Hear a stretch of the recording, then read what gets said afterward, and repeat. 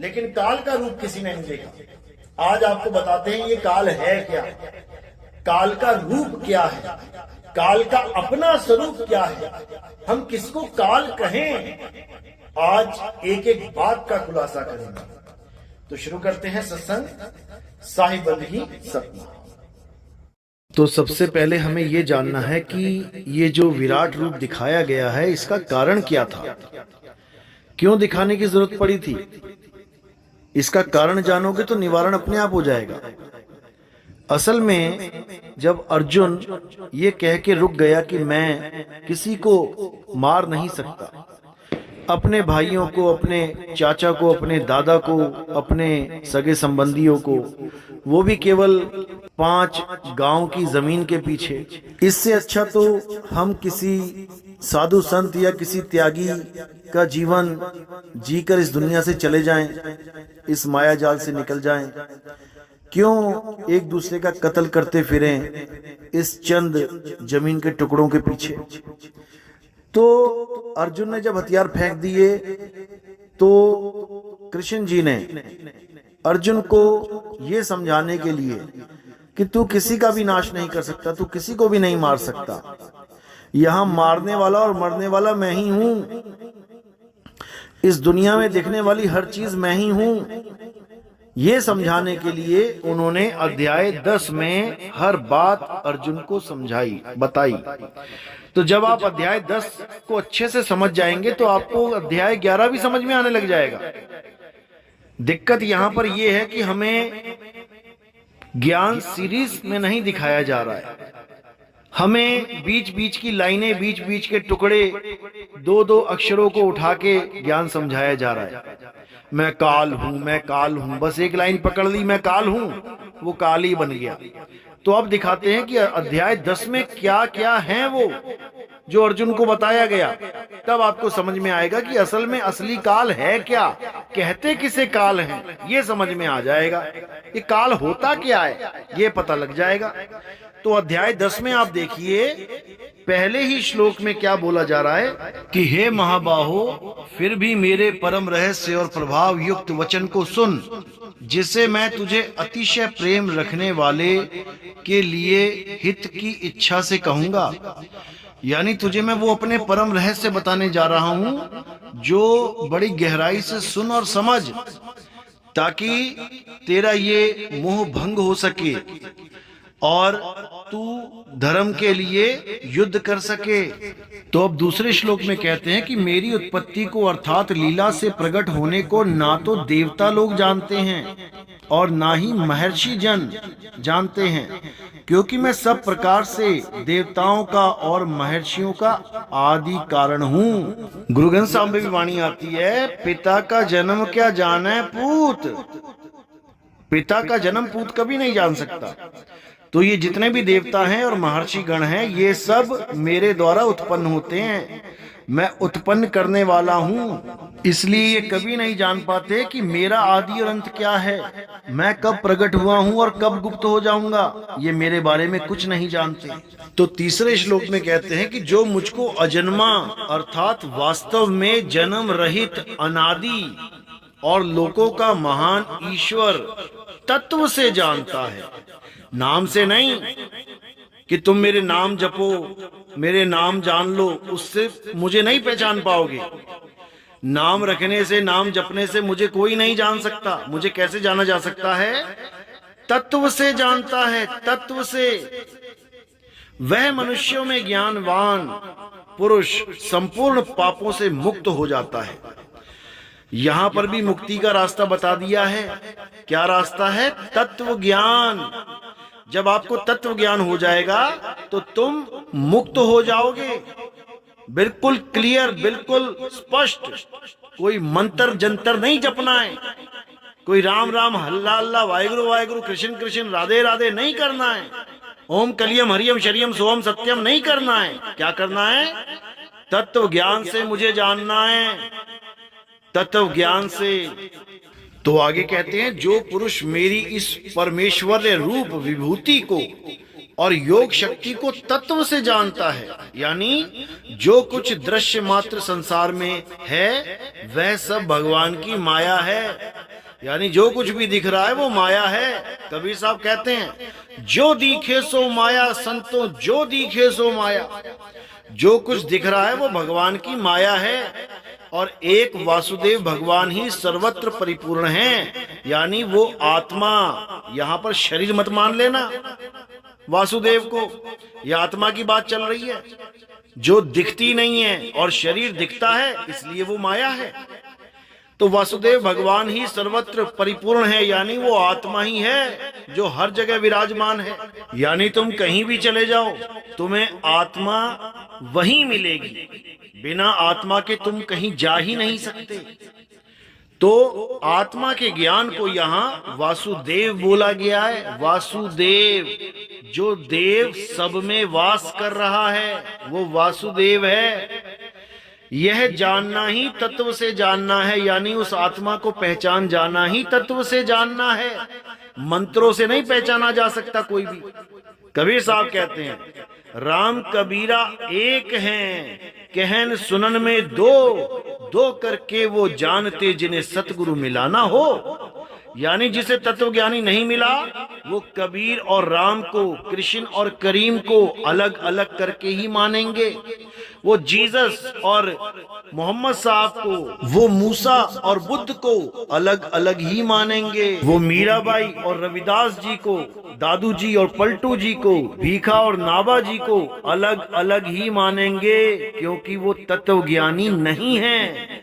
और जब वो तत्व ज्ञान में आ जाएंगे तो राम कबीरा एक हैं। अच्छे से समझ जाओ इस बात को, ये तत्व ज्ञान है, मंत्र ज्ञान नहीं है। मंत्र सबके अलग अलग हो सकते हैं, नाम सबके अलग अलग हो सकते हैं, लेकिन जब तत्व में आओगे तो आत्म तत्व सब में एक सा विराजमान है। समझो बात को। तो कबीर साहब यहाँ तत्व ज्ञान देने के लिए आते हैं। गीता में अध्याय 4 34वें श्लोक में कहा गया है कि तत्वदर्शी संत के पास जाओ। कौन है वो तत्वदर्शी संत? ये तुम्हें तब समझ में आएगा जब तत्वदर्शी संत की परिभाषा जान जाओगे। मंत्र जपवाने वाला संत कभी तत्वदर्शी संत हो ही नहीं सकता। वो जपी है, जपी। तपस्या कराने वाला कभी तत्वदर्शी संत हो ही नहीं सकता। वो तपी है, तपी। और घर बार छोड़ के जंगल में भेज देने वाला संत कभी तत्वदर्शी संत हो ही नहीं सकता। वो सन्यासी है, सन्यासी। इसीलिए बोला गया ये जपी तपी सन्यासी से बच के रहना चाहिए, ये जीवन बर्बाद कर देंगे। कबीर सागर में यही समझाया कबीर साहब ने। एक ही हम तुम एक शरीरा, एक शब्द है मति के धीरा, दूसर भाव नहीं है आशा, सोई कबीर सोई धर्मदासा। एक रूप एक अनुहारी, एक ही पुरुष सकल विस्तारी। आदि नाम में भाग सुनाओ, नाम गहे जब मुक्ति पाओ। जो कोई आदि नाम को चीन्हा, तासो काल भयो बलहीना। आदि नाम क्या है? जब ये सृष्टि भी नहीं बनी थी, यानी ये माया नहीं बनी थी, तब जो था उसे आदि कहते हैं। आदि, और आत्मा ही आदि है, आत्मा ही अनंत है, आत्मा ही अजर अमर अविनाशी है। और उस आत्मा का ज्ञान केवल आत्मज्ञानी गुरुओं के द्वारा ही हो सकता है। ये ज्ञान जीव को दिया जाता है। इस ज्ञान को कौन प्राप्त करता है? जीव प्राप्त करता है। कौन सा ज्ञान प्राप्त करता है? आत्म ज्ञान प्राप्त करता है। इसी आत्मा में परमात्मा का वास है। इसीलिए बोला है आत्म में राम, राम में आत्म, चीनस गुरमुख विचारे। लेकिन अज्ञानी जीव इस बात को नहीं समझ सकते। वो काया में ही उलझे रहते हैं कि अभी कृष्ण जी का रूप है, अभी विष्णु जी का रूप दिखा दिया, ये काल का रूप है, ये फलाने का रूप है, ढिकाने का रूप है। अरे सारे रूप एक ही हैं। तत्व ज्ञान से देखोगे सारे रूप एक ही पुरुष के हैं और वो पुरुष अलख निरंजन है, उसका अपना कोई चेहरा नहीं है और सारे चेहरे ही उसी के हैं। अभी आपको समझ में आएगा, आगे आगे देखिए होता है क्या। तो आगे क्या कहते हैं, उस निरंतर मेरे ध्यान आदि में लगे हुए और प्रेम पूर्वक भजने वाले भक्तों को मैं वह तत्व ज्ञान रूप योग देता हूँ जिससे वे मुझको ही प्राप्त होते हैं। यानी मेरे ध्यान में जो रहते हैं, यानी आत्म तत्व के ध्यान में जो रहते हैं। कबीर साहब भी समझाते हैं, कहते हैं परम तत्व का ध्यान धर सोहम आपे आप। क्या सोहंग सोहंग जप रहा है? परम तत्व का ध्यान धर, तू खुद ही सोहम हो जाएगा। यानी जो तू सोहम, जैसा मैं वैसा तू, जैसा तू वैसे हम। यानी हम एक तत्व ही हो जाएंगे, हम दो नहीं रहेंगे, हम एक हो जाएंगे। तो ये मंत्र जपने की बात नहीं चल रही यहाँ पे। यहाँ पर निरंतर ध्यान, ध्यान का मतलब होता है सिमरन, सिमरन का मतलब होता है स्मरण, स्मरण ध्यान, मंत्र जाप नहीं। समझो इसको। तो आगे समझाते हैं, हे अर्जुन, उनके ऊपर अनुग्रह करने के लिए उनके अंतःकरण में स्थित हुआ मैं स्वयं ही उनके अज्ञान जनित अंधकार को प्रकाशमय तत्व ज्ञान रूप दीप के द्वारा नष्ट कर देता हूं। तो यहां तत्वदर्शी कौन हुआ फिर? जो तुम कह रहे हो कि ये तो काल है, काल है, काल है। अरे तत्व ज्ञान भी यही दे रहा है, यही समझा रहा है। तुम्हारी बुद्धि में क्यों नहीं जा रहा है?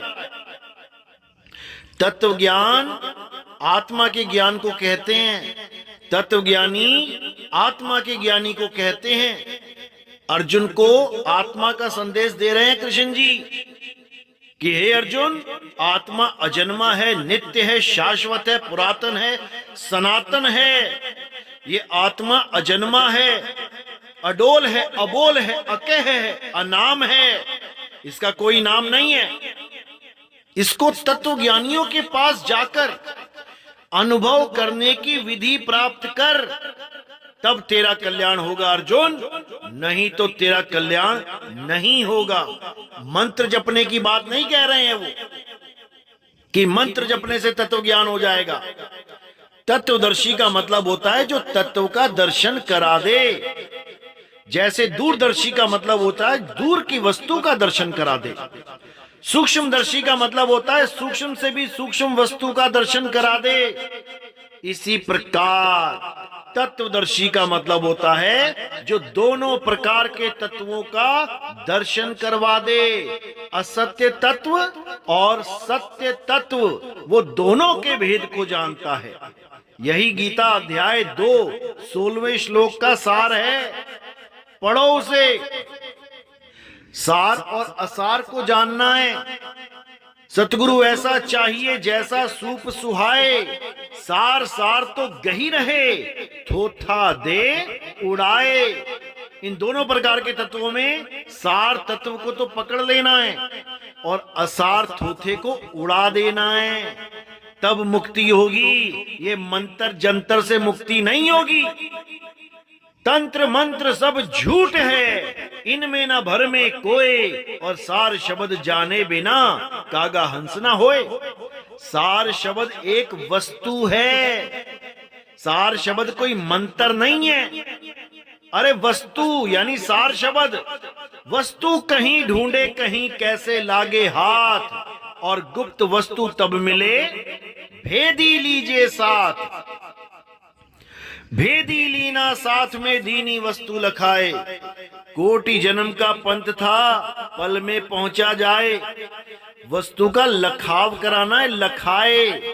वस्तु को लखा जाता है, जपा नहीं जाता कि वस्तु को जपा जाता है। प्यास लगती है तो पानी को पिया जाता है, जपा नहीं जाता। भूख लगती है तो भोजन को खाया जाता है, जपा नहीं जाता। बीमार होते हो तो दवाई खानी पड़ती है, जपा नहीं जाता उसका नाम, कि नाम जपने से बीमारी ठीक हो जाएगी।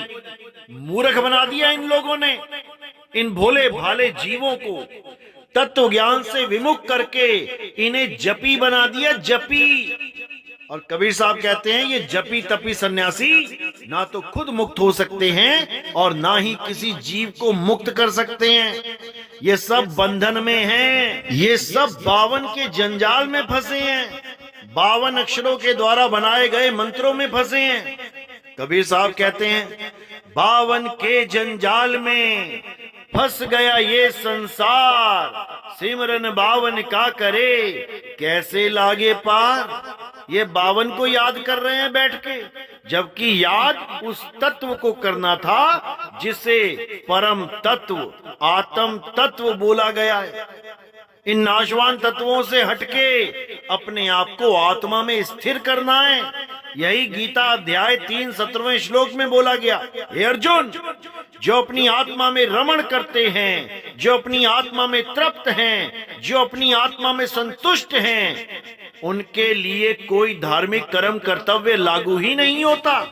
लेकिन इस अज्ञानी हंस मुनि काल दूत ने क्या जाल फेंक दिया, रमण का मतलब ही बदल दिया। रमण का मतलब इसने क्या बता दिया कि भोग विलास करना ही रमण कहलाता है।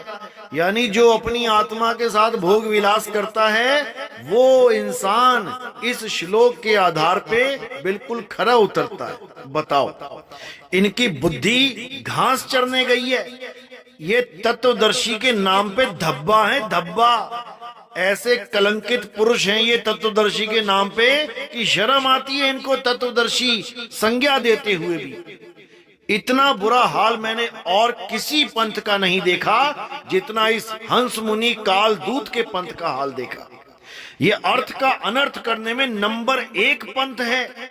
अब गीता के द्वारा ही आपको रमण करने का असली मतलब समझाया जाता है। तो अध्याय 10 के श्लोक नंबर 9 में बिल्कुल स्पष्ट बता दिया गया है कि रमण करने का मतलब आखिर होता क्या है। रमना यानी क्या, अच्छे से समझें इसको।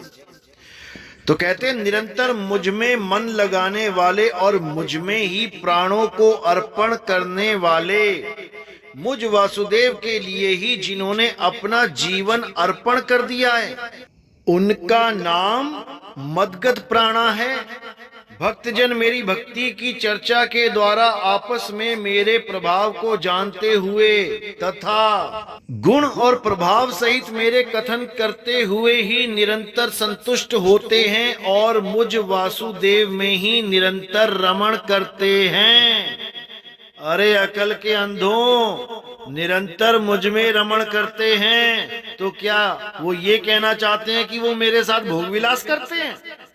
कितनी मोटी बुद्धि तुम लोग लेके इस धरातल पे आए हो। शर्म आती है मुझे ये कहते हुए कि तुम सत्संगी हो। जिसको सत्संग की भाषा का ज्ञान नहीं है, जिसको रमण करने तक का पता नहीं है, वो क्या खाक भक्ति करवाएगा। अरे सुरत समाये शब्द में, ये समाने को ही रमण कहते हैं। वाक खाए और जाप मरे, अजपा मरे, अनहद भी मर जाए। ये जाप अजपा और अनहद नाद की भक्ति करने वाले ये सब पछताएंगे, इनको कुछ प्राप्ति नहीं होगी। केवल और केवल सार शब्द में रमण करने वाले भगत ही इस काल जाल से बच पाएंगे, समझ जाओ। तो आगे अर्जुन ने कृष्ण जी को सीधे बोल दिया कि हे केशव, जो कुछ भी मेरे प्रति आप कहते हैं इस सब को मैं सत्य मानता हूं। यानी जो आप जो कुछ भी मुझे बता रहे हो बिल्कुल सच है।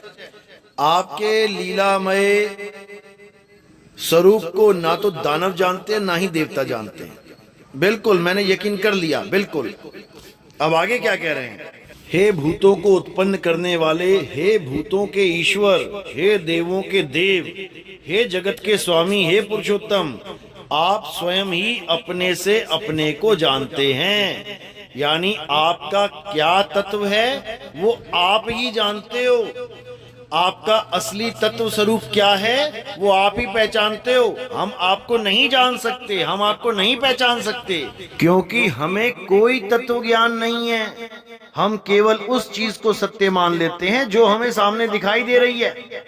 जैसे कृष्ण जी ने कहा कि हे अर्जुन, जो लोग मुझे नर रूप में मानते हैं कि मैं एक नर हूं, अब देखो कृष्ण जी ने वहां पे नर रूप बोला है, और इस रामपाल हंस मुनि ने क्या कर दिया, उस नर रूप को कृष्ण रूप बना के रख दिया। अरे भाई, नर का मतलब कृष्ण नहीं होता है, नर का मतलब होता है आदमी। और उन लोगों को अज्ञानी बोला कृष्ण जी ने जो मुझे आदमी मानते हैं। मैं आदमी नहीं हूं, मैं नर नहीं हूं। नर और नारी तो 5 तत्वों का मिश्रण है। मैं 5 तत्वों का नहीं हूं, मैं अविनाशी हूं। इसीलिए बोला कि मैं अपनी माया के पीछे छुपा रहता हूं। यानी इस काया के पीछे आत्मा छुपी रहती है, उसको कोई नहीं देख पाता। लेकिन इन अज्ञानियों ने अर्थ का अनर्थ कर दिया, उसको नर रूप का बता दिया कि वो कृष्ण हैं, क्योंकि ये लोग आत्मा के विषय में कुछ जानते ही नहीं है। जितनी बार गीता में ये बोला जा रहा है कि मैं जन्म मरण से रहित हूं, जन्म मरण से रहित परमात्मा हूं, ये लोग समझ ही नहीं पा रहे हैं कि वो बात किसकी कर रहे हैं, वो किस तत्व की बात कर रहे हैं। भाई, ये इनके समझ में नहीं आ रही है। ये अजन्मा आत्म तत्व है। हे अर्जुन, आत्मा अजन्मा है, नित्य है, शाश्वत है, पुरातन है। ये आत्मा ही सत्य सनातन है। ये आत्मा ही अव्यक्त है, मन इंद्रियों से परे। यानी ये जितने भी अंग दिखाई दे रहे हैं तुम्हें, ये जितने भी शरीर दिखाई दे रहे हैं, ये जितनी भी इंद्रियां दिखाई दे रही हैं, मैं इंद्रियों से परे हूं, मैं काया माया से परे हूं। समझो, वो आत्म स्वरूप की महिमा गाई जा रही है वहां पे कि मुझे आत्मा करके कोई नहीं जानता, मुझे शरीर करके मानते हैं। कोई मुझे नर मानता है और कोई मुझे नारी। क्यों? क्योंकि मैं नारी रूप में भी कई बार लीला कर चुका हूं। राहु की गर्दन काटी नारी ने, भस्मासुर को मारा नारी ने, जबकि वो पुरुष है विष्णु रूप में। तो विष्णु पुरुष भी हैं, नारी भी हैं। लेकिन अज्ञानियों के लिए, ज्ञानियों के लिए ना मैं पुरुष हूं, ना मैं स्त्री हूं, और ना ही मैं नपुंसक हूं। मैं ना तो शरीर हूं, ना शरीरों के अंग हूं। मैं आत्मा हूं, चेतन हूं, पर ब्रह्म हूं। कौन समझाए इन लोगों को? ये तत्वज्ञानी नहीं, तत्वज्ञानियों के नाम पे कलंक है, कलंक। और इनका कलंक धोने के लिए निकलंक अवतार आ गया है। इन सबके कलंक धो दिए जाएंगे, चिंता मत करो।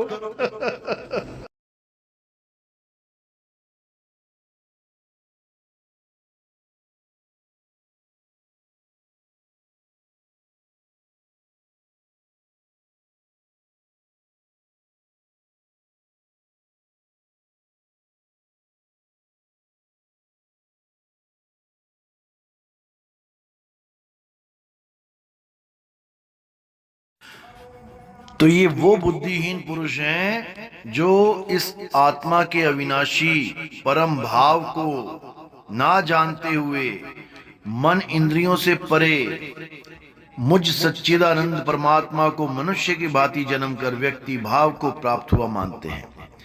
यानी क्या बोल रहे हैं कि जो मुझे आत्म रूप में नहीं जान पाता है, वही मुझे एक इंसान के रूप में मान के बैठ जाता है कि कृष्ण जी कौन है? नर हैं, आदमी हैं।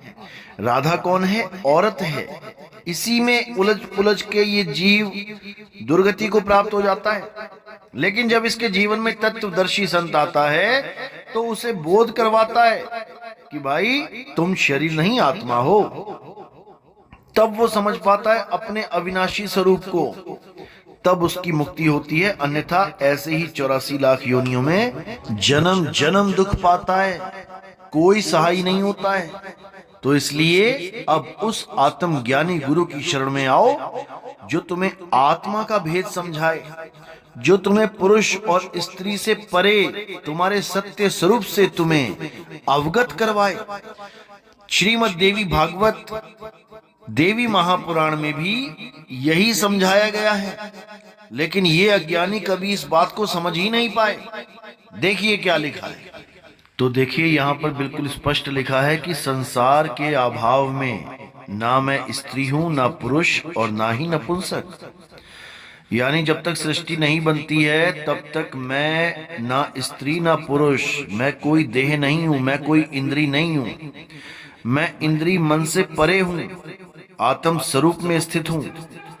लेकिन ये अज्ञानी जीव इस बात को नहीं समझ सकते, क्योंकि ये तत्वज्ञानी है ही नहीं, ये जपी तपी सन्यासी हैं।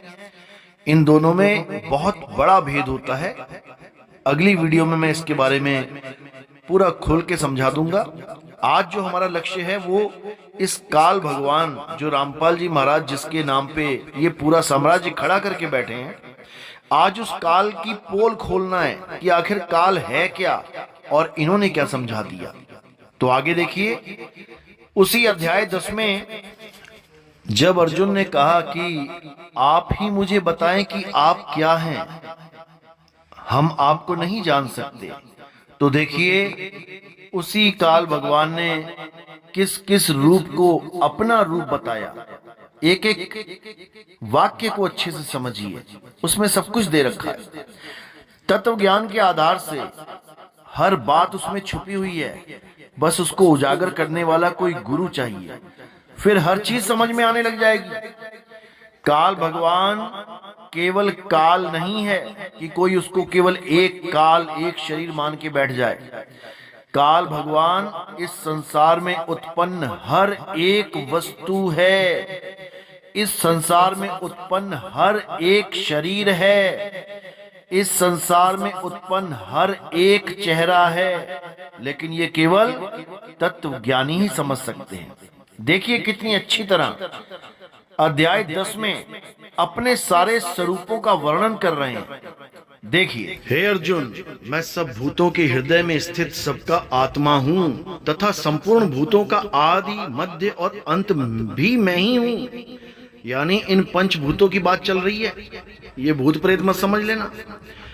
पंचभूतों के हृदय में स्थित सबका आत्मा हूँ, यानी जितनी भी काया यहाँ दिखाई दे रही हैं, मैं सबके हृदय में स्थित आत्मा हूँ और संपूर्ण लोगों का आदि मध्य और अंत मैं ही हूँ। मैं अदिति के 12 पुत्रों में विष्णु और ज्योतियों में किरणों वाला सूर्य हूँ तथा मैं 49 वायु देवताओं का तेज और नक्षत्रों का अधिपति चंद्रमा हूँ। मैं वेदों में सामवेद हूँ, देवों में इंद्र हूँ, इंद्रियों में मन हूँ और भूत प्राणियों की चेतना अर्थात जीवन शक्ति हूँ।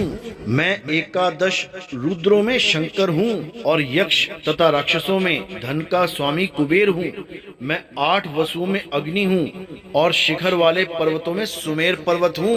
पुरोहितों में मुखिया बृहस्पति मुझको जान, हे पार्थ, मैं सेनापतियों में स्कंद और जलाशयों में समुद्र हूँ। मैं सब वृक्षों में पीपल का वृक्ष, देवर्षियों में नारद मुनि, गंधर्वों में चित्ररथ और सिद्धों में कपिल मुनि हूँ। घोड़ों में अमृत के साथ उत्पन्न होने वाला उच्चैश्रवा नामक घोड़ा, श्रेष्ठ हाथियों में ऐरावत नामक हाथी और मनुष्यों में राजा मुझको जान। मैं शस्त्रों में वज्र और गौओं में कामधेनु हूँ। शास्त्रोक्त रीति से संतान की उत्पत्ति का हेतु कामदेव हूँ और सर्पों में सर्पराज वासुकी हूँ। मैं नागों में शेषनाग और जलचरों का अधिपति वरुण देवता हूँ और पितरों में आर्यमा नामक पितर तथा शासन करने वालों में यमराज मैं हूँ। मैं दैत्यों में प्रहलाद और गणना करने वालों का समय हूँ तथा पशुओं में मृगराज सिंह और पक्षियों में गरुड़ हूँ। मैं पवित्र करने वालों में वायु और शस्त्रधारियों में श्री राम हूँ तथा मछलियों में मगर हूँ और नदियों में श्री भागीरथ गंगा जी हूँ। हे अर्जुन, सृष्टियों का आदि और अंत तथा मध्य भी मैं ही हूँ। मैं विद्याओं में अध्यात्म विद्या अर्थात ब्रह्म विद्या और परस्पर विवाद करने वालों का तत्व निर्णय करने के लिए किया जाने वाला वाद हूँ। मैं अक्षरों में अकार हूँ और समासों में द्वंद्व नामक समास हूँ। अक्षय काल अर्थात काल का भी महाकाल तथा सब और मुख वाला विराट स्वरूप, सबका धारण पोषण करने वाला भी मैं ही हूँ। मैं सबका नाश करने वाला, मृत्यु और उत्पन्न होने वालों का उत्पत्ति हेतु हूँ तथा स्त्रियों में कीर्ति, श्रीवाक, स्मृति, मेघा, धृति और क्षमा हूँ तथा गायन करने योग्य श्रुतियों में मैं बृहत साम और छंदों में गायत्री छंद हूँ तथा महीनों में मार्गशीर्ष और ऋतुओं में मैं बसंत हूँ। मैं छल करने वालों में जुआ और प्रभावशाली पुरुषों का प्रभाव हूँ। मैं जीतने वालों का विजय हूँ, निश्चय करने वालों का निश्चय और सात्विक पुरुषों का सात्विक भाव हूँ। वृषणी वंशियों में मैं वासुदेव तेरा सखा, पांडवों में धनंजय अर्थात तू, मुनियों में वेद व्यास और कवियों में शुक्राचार्य कवि भी मैं ही हूं। अब यहाँ पे कितना क्लियर कर दिया उन्होंने कि वृषणी वंशियों में मैं वासुदेवी हूं और पांडवों में मैं अर्जुन भी हूं। बताओ। और ये नकली तत्वज्ञानी केवल शरीरों को पकड़ के बैठे हैं। ये कृष्ण जी का विराट रूप था, ये काल भगवान का विराट रूप था, ये फलाने का विराट रूप था, ये ढिकाने का विराट रूप था। अरे विराट रूप का मतलब ही होता है सब कुछ एक हो जाना।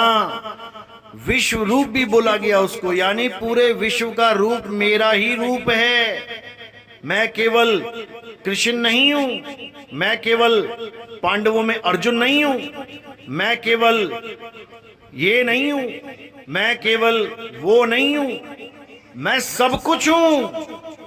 सब कुछ जो 10वें अध्याय में जिनके नाम लिखे गए हैं कि मैं अदिति के 12 पुत्रों में विष्णु, ज्योतियों में किरणों वाला सूर्य, नक्षत्रों में चंद्रमा, वेदों में सामवेद, देवों में इंद्र, इंद्रियों में मन, ये जितना कुछ बोला गया है ये यही समझाने के लिए बोला गया है कि सब कुछ मैं ही हूं। और ये मत सोचना कि मैं देवताओं में केवल इंद्र हूं, बाकी देवता भी मैं ही हूं। ये मत सोचना कि पांडवों में केवल अर्जुन ही मैं हूं, बाकी 4 भी मैं ही हूं। ये मत समझना कि अक्षरों में ओमकार मैं हूं, बाकी अक्षर भी मैं ही हूं। ये केवल प्रधानता बताने वाले शब्दों का उल्लेख किया इसलिए क्योंकि मेरी माया अनंत है, अनंत। इसको कोई जान ही नहीं सकता, इसका पार कोई पा ही नहीं सकता। ये जो कुछ भी तुम्हें इस संसार में दिखाई दे रहा है ये सब मैं ही हूं। क्योंकि अध्याय 10-19वें श्लोक में यही बताया कि मैं सब कुछ हूं, लेकिन मैं तुम्हें प्रधानता में, यानी जो सबसे श्रेष्ठ रूप है मेरा, मैं उसके बारे में बताता हूं। वैसे मेरे विस्तार का अंत नहीं है, लेकिन सबसे श्रेष्ठ मैं किस रूप में विराजमान हूं ये अध्याय 10 में विस्तार से बताया गया। लेकिन इन अज्ञानियों ने उसको समझा ही नहीं, इन अविवेकियों ने उसको जाना ही नहीं और काल को एक अलग ही पुरुष बना के बैठ गए। गरीबदास जी महाराज ने पूरे विस्तार से समझा रखा है कि आखिर ये काल है क्या। उन्होंने कहानी ज्ञान भी दिया और उन्होंने मूल ज्ञान भी समझाया। अज्ञानी जीव कहानी को पकड़ के बैठ गया, वो उस मूल भेद को जान ही नहीं पाया, वो समझ ही नहीं पाया कि संत उसको क्या बताना चाहते हैं। जैसे गीता में भी तत्व ज्ञान की कमी नहीं है, पूरा तत्व ज्ञान अच्छे से समझाया गया, लेकिन उसको केवल विवेकी हंस ही समझ पाए। बाकी जितने भी अज्ञानी थे वो उसको सुनकर भी ना समझ पाए, गीता को पढ़ के भी ना समझ पाए, तत्व ज्ञान को जान ही नहीं पाए। तो अब गीता का वो तत्व ज्ञान आपको समझाते हैं जिसको समझने में बड़े बड़े बाबा फेल हो जाते हैं, जिसको समझने में बड़े बड़े संत महात्मा फेल हो जाते हैं, लेकिन अगर परमात्मा की कृपा हो जाए तो हर जीव इस तत्व ज्ञान को बड़े आराम से समझ सकता है। बस करना क्या है, पक्षपात को छोड़ के सत्य को अच्छे से समझ के ग्रहण करना है। ये पक्षपात करना छोड़ दो। ये मेरा गुरु, वो तेरा गुरु, मेरा गुरु जो बताएगा वो मानूंगा, तेरा गुरु बताएगा नहीं मानूंगा। अरे सबकी सुनो और सत्य को पकड़ो, चाहे वो किसी का भी गुरु क्यों ना बता रहा हो, तुम्हारा निशाना सत्य पे होना चाहिए। सत्य को जानो, आखिर सत्य है क्या, क्योंकि जहां पर सत्य है वहीं सत साहिब है। सत साहिब कभी झूठ के साथ नहीं खड़ा होता। इसीलिए बोला है कि जहां संत तहां परगट भयहूं और जहां असंत गुप्त तहां रहूं। मैं सब में विराजमान हूं, लेकिन जहां पे सत्य की बात चलती है मैं वहां खड़ा हूं उनके साथ, और जहां असत्य की बात चलती है मैं वहां होता हुआ भी नहीं हूं। समझ जाओ मेरे भाइयों, समझ जाओ। तो इसी काल भगवान का भेद खोलते हुए गरीबदास जी महाराज ने भी अपने ग्रंथ में कलम तोड़ रखी है, लेकिन इन अज्ञानी जीवों को ये ज्ञान समझ में ही नहीं आ सकता। सारी उम्र गरीबदास जी महाराज का ग्रंथ पढ़ते पढ़ते जीवन निकाल दिया, लेकिन ये गरीबदास जी की एक भी बात को समझ ही नहीं पाए। गरीबदास जी ने काल भगवान के बारे में बहुत कुछ बोला और काल है क्या इसको भी खोला, लेकिन इन लोगों ने काल काल तो पकड़ लिया लेकिन उसके भेद को ना समझ पाए। नाम तो पकड़ लिया लेकिन उसका भेद बिल्कुल नहीं समझ पाए, बल्कि इस काल के नाम से लोगों को डरा डरा के इन्होंने बड़े बड़े आश्रम बना लिए, बड़े बड़े नोट इकट्ठे कर लिए, बड़े बड़े इन्होंने पाठ करवा दिए कि तुम काल से बच जाओगे, पाठ कर लो, पाठ कर लो। 1-1 लाख रुपए का पाठ करवा दिया इन लोगों ने। काल के नाम पे अपनी सोने की लंका बना ली इन लोगों ने, लेकिन ये काल को जान ही नहीं पाए। आज आपको समझा दिया जाएगा कि आखिर काल है क्या, काल का स्वरूप है क्या, काल क्या कोई एक आदमी है या सब कुछ काल ही है। एक एक बात को समझा के इस भ्रम को तोड़ दिया जाएगा कि काल नाम का कोई शख्स है जो आके आपको खाएगा। अरे वो खा ही रहा है, लेकिन तुम उसको समझ नहीं पा रहे हो, तुम उसको जान नहीं पा रहे हो। तुम्हारी आंखों के सामने काल खड़ा है, लेकिन तुम उसे पहचान नहीं पा रहे हो, इसीलिए बार बार उस काल के जाल में फंस जाते हो। लेकिन आज काल के बारे में एक एक बात को खोल दिया जाएगा, एक एक रहस्य उजागर कर दिया जाएगा। इस काल की पोल पट्टी आज नितिन दास खोल के रहेगा। समझो इस बात को और समझो इस काल को। तो गरीबदास जी महाराज क्या कहते हैं, आइए वाणी में देखते हैं। गरीब काल काल सबको कहे, काल ना चीने कोय, उपजी बाजी काल है, समझत ना ही लोए। गरीब स्थावर जंगम काल है, जड़ चेतन सब काल, काल काल को घात है, सबह होत पैमाल। यानी गरीब क्या बोल रहे हैं कि ये काल काल तो सब कर रहे हैं। आज कबीर पंथी भी काल काल करके बात करते हैं कि काल खा जाएगा, काल खा जाएगा, भक्ति कर लो। गरीबदास जी महाराज के पंथ में भी काल काल बोल रहे हैं। ये हंस मुनि भी काल काल करके सबको डरा रहा है, सबको परेशान कर रहा है। जबकि गरीबदास जी क्या कहते हैं, ये काल कौन है, उपजी बाजी काल है। ये उपजी बाजी क्या है, यही काल है, समझत ना ही लोए, ये कोई नहीं समझता। उपजी बाजी का मतलब क्या है, इस संसार में जो भी चीज उपज गई है, जो भी चीज पैदा हो गई है, वो काल ही है, वो काल ही है। जो कुछ भी तुम्हें नजर आ रहा है, जो इस संसार में पैदा हुआ है, वो काल ही है, वो काल का ही रूप है। तो कह रहे हैं गरीब स्थावर जंगम काल है, जड़ चेतन सब काल, काल काल को खात है, सबे होत पैमाल। अब कितना स्पष्ट बता दिया कि ये काल ही काल को खा रहा है। अब काल काल को खाए तो काल मर क्यों ना जाए? जब खाई गया काल को काल तो मर जाए काल, लेकिन नहीं, काल काल को खात है, यानी काल ही काल को खा के खत्म कर रहा है और काल ही काल को पैदा भी कर रहा है, क्योंकि उपजी बाजी काल है। उपजी बाजी में ये पैदा करता है और जब विनाश की लीला करनी होती है तब उसी काल को ये खत्म कर देता है। ये बहुत शातिर है, ये बहुत शातिर है, इसको समझना बच्चों का खेल नहीं है। लेकिन आज नितिन दास सबको समझा देगा, अच्छे से बता देगा कि ये काल है क्या। तो गरीबदास जी महाराज कहते हैं, 7 समुंदर काल है, व्योम धरणी सब द्वीप, स्वाति बूंद भी काल है, मोती काल है सीप, गरीब 1,84 काल है, उत्पत आवे जाए, आवन जान से रहित हैं, जिसको काल न खाए। अब इन मोटी बुद्धि लोगों के इतनी सी बात समझ में नहीं आ रही और सारी उम्र हो गई गरीबदास जी की बाणी पढ़ते पढ़ते।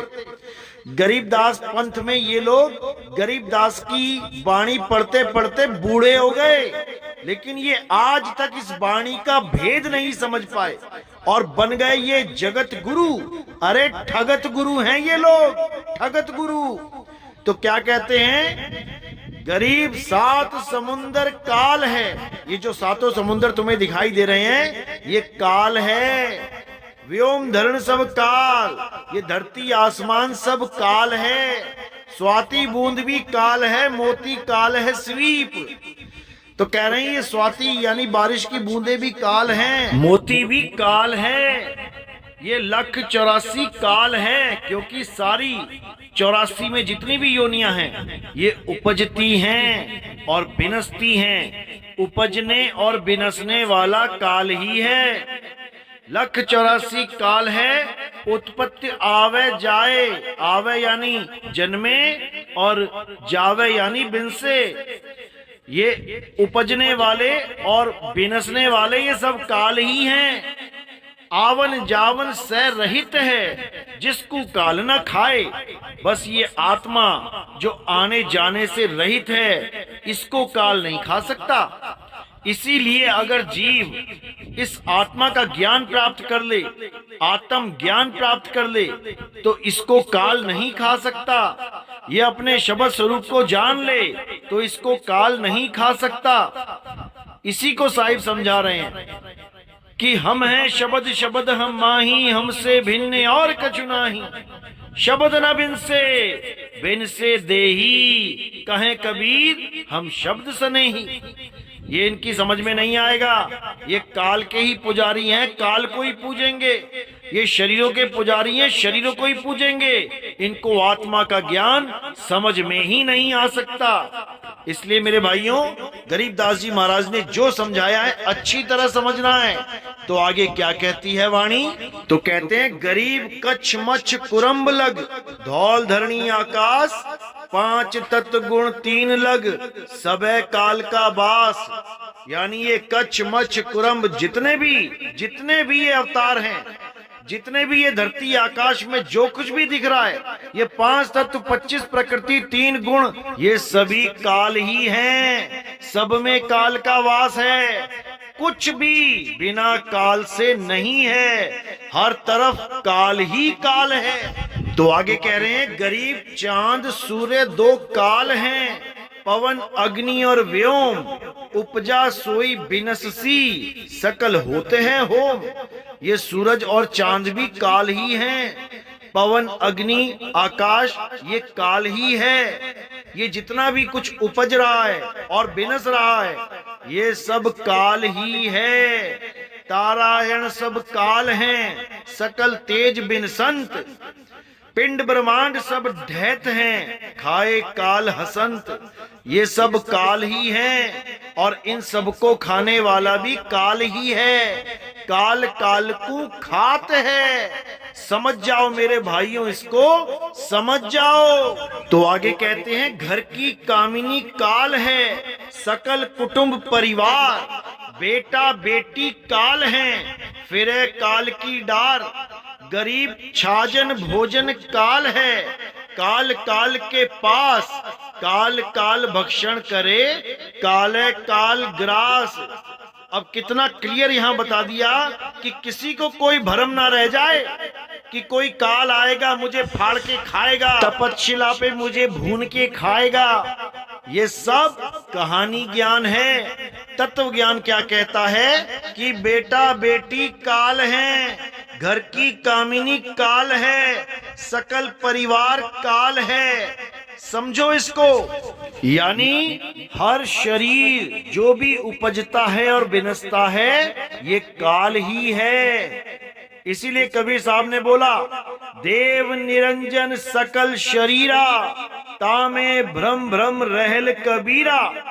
यानी संसार में जितने भी शरीर हैं ये सब काल ही हैं। किसी भी शरीर से मोह नहीं लगाना है, किसी भी शरीर का ध्यान नहीं धरना है, किसी भी शरीर की आस नहीं लगानी है, चाहे वो गुरु का शरीर हो चाहे किसी भगवान का। किसी भी शरीर से मोह नहीं रहना चाहिए, क्योंकि ये काल है, ये काल है मेरे भाई, काल है। तो कहते हैं गरीब ससुरे साले काल हैं, साड़ू समधी साख, गोत नात सब काल है, सब ही के मुख राख। यानी ये जितने भी ससुरे और साले हैं ये सब काल ही हैं, ये साड़ू समधी ये सब काल ही हैं, ये गोत ये नात ये सब काल ही हैं, और इन सब के मुख में राख ही पड़ेगी। यानी ये सब एक दिन इन सब का अंत हो जाएगा। तो जो पैदा होगा और मरेगा वो काल ही है, और जो कभी पैदा नहीं होता और कभी मरता नहीं वो आत्मा है, वो आत्म तत्व है। तत्व ज्ञानी उसी का भेद समझाते हैं, इस काल को छुड़ाते हैं और तत्व का भेद लखाते हैं। तो कहते हैं कौम 36 काल हैं, कहीं राजा कहीं रीत, षट दर्शन सब काल हैं, भद्रा भेष अतीत। यानी ये जितना भी तामझाम दिख रहा है तुम्हें, ये 36 कौमें, ये राजा प्रजा, ये रीति रिवाज, ये 6 दर्शन, ये सब काल ही हैं। ये सारे भेष जितने बाबा घूम रहे हैं भेष बना बना के, ये सब काल ही हैं, ये सब काल हैं। और इन कालों से परे कौन है? वो आत्म तत्व है, आत्मा है, वो अकाल है। उसी को अकाल पुरुष बोला जाता है। उसको जान लेना ही सच्ची भक्ति कहलाता है, सत्य भक्ति कहलाता है। उसी को जान लेने से मुक्ति होती है, काल की पूजा करने से कभी मुक्ति नहीं होती। तो आगे कहते हैं तन मन काया काल है, काल कर्म का मेल, काल काल को खात है, उत्पत परलय खेल, गरीब सुर असुरन सब काल हैं, गण गंधर्व सब देव, सहस 88 काल हैं, करे कौन की सेव। ये तन मन काया ये सब काल है। जो ये भ्रम फैला दिया गया है कि परमात्मा सह शरीर है, परमात्मा शरीर है, मनुष्य जैसा है, देखने में साकार है, अरे ये काल ही है। इस हंस मुनि ने सबको काल के साथ जोड़ दिया। इस हंस मुनि ने इस काया को परमात्मा घोषित कर दिया। ये हंस मुनि बहुत शातिर है। इस हंस मुनि के जाल में बड़े बड़े बुद्धिजीवी फंसे पड़े हैं। इस हंस मुनि के जाल को केवल वही काट सकता है जिस पर परमात्मा की अपार कृपा हो जाए, जिसकी विवेक शक्ति इतनी बढ़ जाए, जो काल को पहचान जाए, और जो काल को पहचान जाएगा वही काल से बचेगा। बचना चाहो काल जाल से, चीनो शब्द हमारा, और कहें कबीर अमर कर राखूं जो निज होए हमारा। जो काया को त्याग के और शब्द को धारण कर लेता है, केवल वही बचेगा। शब्द यानी परमपिता परमात्मा का सत्य स्वरूप। अरे शब्द स्वरूपी ज्ञानमय दया सिंधु मत धीर, मदन सकल घट पूर्ण है, करता सत्य कबीर। मदन साहिब समझा रहे हैं कि परमात्मा का स्वरूप शब्द स्वरूप है, देह स्वरूप नहीं है। गरीबदास जी भी यही कहते हैं, गरीब पुरुष कबीर ने देह धरा नहीं कोई, शब्द स्वरूपी रूप है, घट घट बोले सोए। वो परमात्मा घट घट में विराजमान है, वो शब्द घट घट में गूंज रहा है, लेकिन उस शब्द का भेद किसी को नहीं पता, उस धुन का भेद किसी को नहीं पता, तो उस धुन में कोई ध्यान लगा ही नहीं पाता, उस धुन को कोई सुन ही नहीं पाता। वो धुन और कुछ नहीं, वो शब्द झनकार है। गरीबदास जी कहते हैं, कोई है रे परले पार का, जो भेद कहे झनकार का। उस शब्द झनकार का भेद बताने वाला कोई बिरला ही होता है। उसी शब्द झनकार के लिए बाबा जय गुरुदेव ने 1980 में ये अपने मंच पे खुले में बोल दिया था कि मेरी संगत में कोई भी गुरु बनने की कोशिश मत करना, ये पंथ में आगे कोई गुरु नहीं होगा। और बिल्कुल साफ बोल दिया कि आज तो तुम जय गुरुदेव के नाम से, इन 5 नामों से पार हो रहे हो, लेकिन भविष्य में जो महात्मा आएंगे उनको ऊपर से जो आवाज आएगी फिर वो उसे ही बताएंगे, यानी नाम दीक्षा में उसी आवाज की बात करेंगे, उसी धुन से सबको जोड़ेंगे। उसके बाद कोई भी जय गुरुदेव नाम से पार नहीं होगा, इन 5 नामों से पार नहीं होगा। 1980 में ही बाबा जय गुरुदेव ने अपने पंथ का खात्मा अपने ही मुख से कर दिया था कि हमारा पंथ केवल तब तक काम करेगा जब तक वो आने वाला महात्मा उस अखंड नाद का भेद नहीं बताने लगेगा। जैसे ही वो अखंड नाद का भेद बताना शुरू करेंगे, उसके बाद हमारा कोई भी शिष्य इन 5 नामों से पार नहीं होगा, नहीं होगा।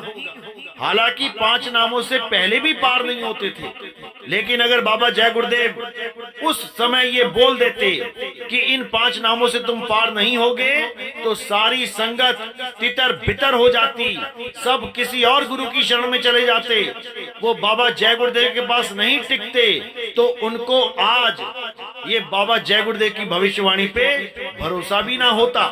इसलिए बाबा जय गुरुदेव ने संगत को इकट्ठा रखा और आने वाले महात्मा के बारे में भरपूर ज्ञान दिया। तो इसी को समझाते हुए, इसी को बताते हुए, उस शब्द का भेद समझाते हुए गरीबदास जी क्या कहते हैं, अपनी आंखों से देखिए। जहाँ कोटिक विष्णु खड़े कर जोरे, कोटिक शंभु माथा मोरे, जहाँ शंखो ब्रह्मा वेद उचारी, कोटि कन्हैया रास बिचारी, बाजे अधुर मधुर धुन बाजे, जहाँ अविगत अदली तख्त विराजे। कहते हैं करोड़ों विष्णु, करोड़ों ब्रह्मा जी, करोड़ों शंकर जी जहां पर हाथ जोड़ के खड़े हो जाते हैं, वो ऐसी आनंदमय धुन है, वो ऐसी मधुर धुन है जिसको सुन के सब जीवों का कल्याण हो जाता है। इसी को बाबा नानक नाम कहते हैं। नाम तेरा एक नाम तारे संसार, ये एक नाम और कोई नहीं, इस शब्द धुन को ही कहते हैं। शब्द गुरु सुरत धुन चेला। तो ये जो धुन है यही वो तत्व है जिसको प्राप्त करने से जीवन मृत्यु से छुटकारा मिल जाता है, और जो देह है उसे प्राप्त करने से ये जीव बंधन में आता है। तो इस देह को त्यागना है और विदेह हो जाना है। उस नाम को जानना है जो 52 अक्षरों से परे है, जो 34 अक्षरों से परे है। 34 अक्षर का यही विशेषा सहस्त्र नाम इस ही में देखा। ये 34 अक्षरों से सारे नाम बन जाते हैं, 52 अक्षरों से सारे नाम बन जाते हैं। इन्हें त्यागना है और उस विदेह नाम को जानना है, जिसे कबीर साहब कहते हैं, नाम नाम सब कोई कहे, शब्द शब्द सब कोई कहे, वह तो शब्द विदेह और जीबा पे आवे नहीं, निरख परख कर ले। वो नाम जीभ पे नहीं आता, वो नाम बोलने लिखने पढ़ने में नहीं आता, वो नाम सत्य स्वरूप है, शब्द स्वरूप है। और ये देह, ये पंच भौतिक शरीर है, इसको त्यागना है और सत्य स्वरूप को प्राप्त करना है। तो ये